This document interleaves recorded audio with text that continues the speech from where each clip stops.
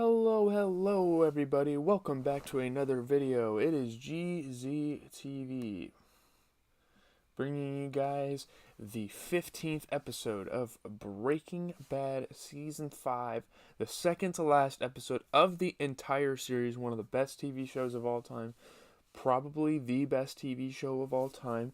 And we're going to review this. We're going to review Better Call Saul. I watched GoldenEye last night, so we're going to review that. Then I'm probably going to stream for like 3-4 hours. And then probably play some Far Cry. And then I'm going to watch the series finale for Breaking Bad, episode 4 of Saul Goodman. I'll probably watch Saul Goodman first, then Breaking Bad, then probably watch El Camino with my dad tonight since he hasn't seen it. So yeah, you'll probably only get 2 reviews tomorrow because I've already seen El Camino. My dad just needs to watch it, so let's just get into the movie, or episode. Go through the plot, and go through what people think. This is kind of like a middle sibling episode. That's what a lot of people have called it. You know, it's in between 2 of the greatest episodes in the series, but it still adds so much. So Ed Galbraith, the disappearer, brings Saul to his vacuum repair shop where Walt also awaits a new identity.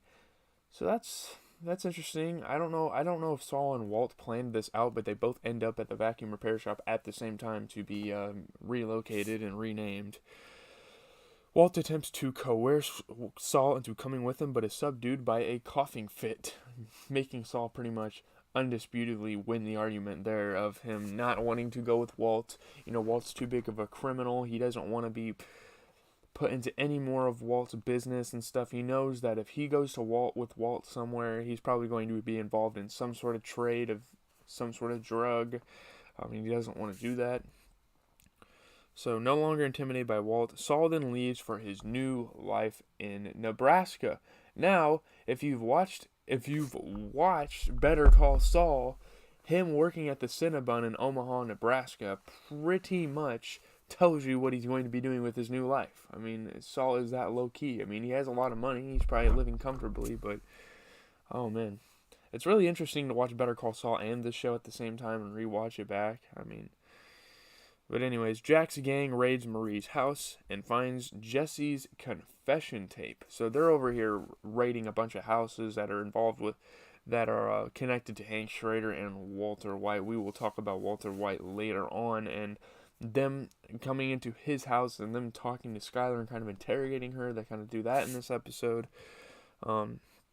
Jack wants to kill Jesse for informing, but Todd wants Jesse to cook meth to impress Lydia, with whom Todd is infatuated. So he's going to make it seem like he cooked the meth, like a little fucking asshole that Todd has been this entire series, when really Jesse has been the one that's been cooking the meth. Yeah, Todd is an asshole. I mean, even in El Camino, he was an asshole. Like, even worse. Like, it really showed what he was doing in the downtimes of this TV show. Knowing Skyler once met Lydia, Todd and other gang members break into Skyler's house and threaten her to keep quiet. Don't tell the police about Lydia. Don't tell the police about them. Don't be a snitch. That type of thing. And she's not one to snitch. You know, she hasn't snitched on Walt yet. So I don't know what Todd was necessarily thinking. She allowed Walt to escape and not snitch. I mean, the police are on her ass already. I mean, maybe Jack and Todd and them don't understand that. Jack, Todd, Kenny, you know, and the gang.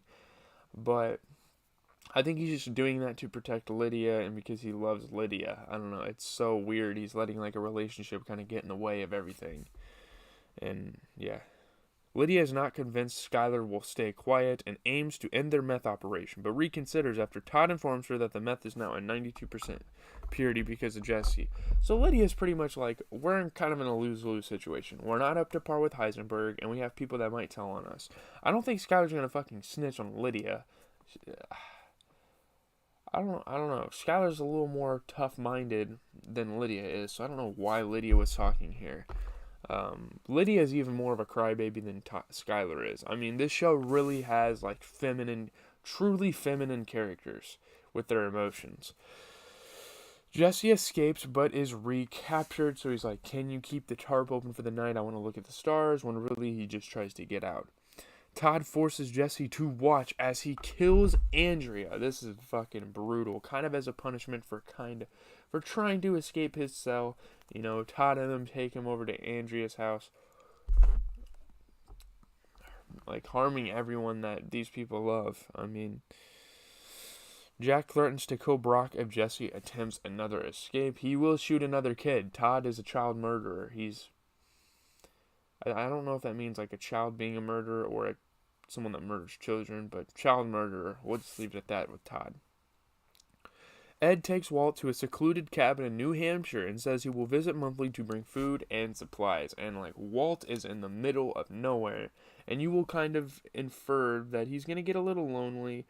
I mean, he's probably gonna lose his fucking mind in there. It's almost like he's getting punished more than helped out. I don't know.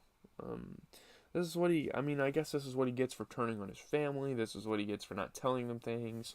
I don't know. He cautions that Walt risks capture if he leaves the cabin because people know of Heisenberg everywhere. He's a nationwide felon. What do they call it? Convict, whatever. And if they even slightly recognize him, they're going to report him to the feds. Months later, a disheveled, lonely, and remorseful Walt has a full beard and head of hair. So this guy's kind of just fallen off. He's like in a very depression state. Ed tells Walt that Skylar is using her maiden name and working part-time as a taxi dispatcher just to let him know that, hey, she's trying to dodge this situation. She's doing a lot to help you and to not get her name out and to stay away from the police. Yeah. A nationwide manhunt continues for Walt, and his abandoned house has become something of a tourist attraction. You know, the house with his actual house, the Walter White house.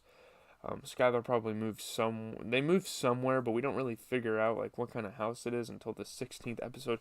We're not really focused on Skylar anymore. We're just kind of getting told by Ed what she's doing like outside of the story. Walt packs $100,000 into a box and walks into town, planning to deliver it to maybe not directly to his family, but deliver it to someone that his family knows. He stops at the local bar and pays a barmaid to call Walter Jr.'s school, pretending to be Marie. Kind of reminiscent with the whole Francesca posing to be a DEA police agent, whatever, to get Hank away from the trailer. Or like I remember. It was like, oh, Marie got in a car accident. You need to get to the hospital right now. We're not sure if she's going to make it. That one. It was kind of like that. So, hey. You know, Walt has just been finessing people this whole series. Walt tries reconciling with Walter Jr. and says he will mail money to Walter Jr.'s friend Lewis for Walter Jr. to give Skylar. I think it's really selfish and really foolish, honestly. This is like one of the moments in the show where I'm like, Walter, what the hell are you doing? I mean, honestly, you've caused a big enough rift with your family off the meth trade. Now you're offering to give them money. You think money's going to solve all their problems. And I watched it, I was like, man, is this guy like serious? Like I don't know. Enraged, Walter Jr. blames Walt for Hank's death and wishes Walt dead. I mean, to an extent. Walt did cause Hank's death, to an extent. He called a hit on Jesse. They saw that a DEA agent was there, and they just had to take care of business. So it kind of was Walt's fault for calling a hit on someone associated with Hank at the moment. Dejected, Walt calls the DEA to surrender and leaves the phone off the hook so they can trace his location. So he's pretty much trying to turn himself in, lure the DEA into one location so he can leave. On the bar's TV, Walt watches Gretchen and Elliot Schwartz being interviewed by Charlie Rose. So obviously, gray matter. Gretchen and Elliot, the multi-billion-dollar company. They minimize his contribution to gray matter technologies, which angers Walt, which is kind of his motivation for getting the fuck out of here and getting his revenge. He's got unfinished business.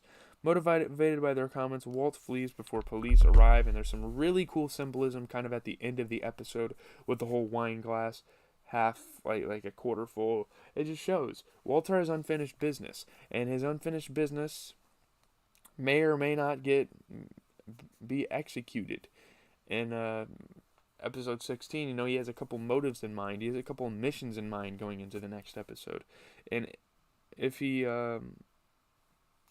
executes them is all up to the last episode to decide. But yeah,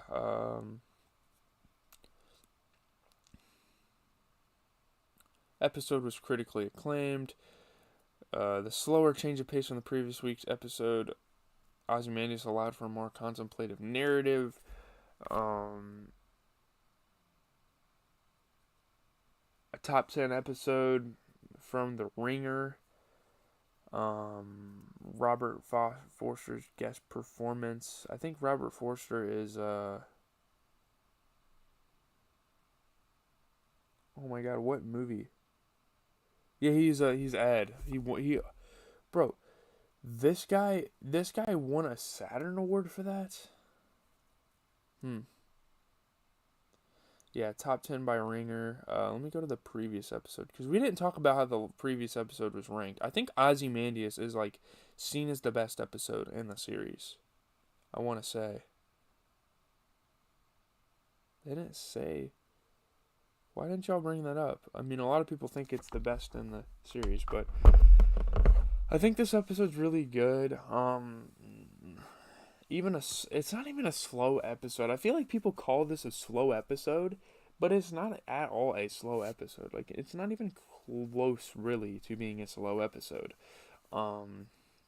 It does its job. I mean, it's building up to be a finale. You're not supposed to have 3 straight action sequence episodes. I mean, this is just a calm before the storm. Kind of Walt really taking in what he did, his consequences. But anyways, that's going to be it. Leave a like, comment, and subscribe. As always, it has been GZTV reviewing the best TV shows. I'm not sure what I'm going to be reviewing after we're done with Breaking Bad. We could watch The Sopranos. I don't think that would be a bad idea. I've heard a lot about The Sopranos. But have a good rest of your day. We got Better Call Saul.